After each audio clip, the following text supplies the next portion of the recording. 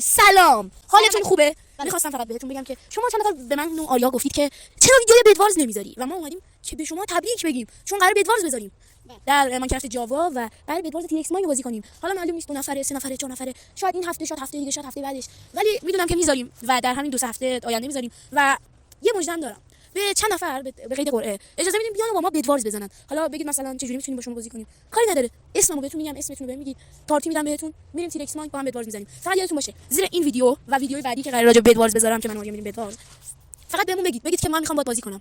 من بعدش میام بهتون پیام میدم، بهتون میگم که شما برنده شدید و میتونید با ما بازی کنید. حالا ممکن بازیتون خوب باشه، ممکن بازیتون بد باشه، ممکن از ما پرتر باشید، بالاخره ولی هر جوری باشید ما باهاتون بازی میکنیم و ویدیوهای اونم داخل کانال میذاریم. حالا اگه خواستید چهرهتون رو معلوم میکنیم، اگه نخواستید که ویدیوتون رو نمیگیریم و فقط صداتون هست دیگه، یا اصلا حتی صداتون هم نمیذاریم، فقط بازی کردنتون رو میذاریم. هر جور دوست دارید عزیزان. و آریا تو هم خدافظی کن. خواب دیگه، خدا نگهدار. خدافظ.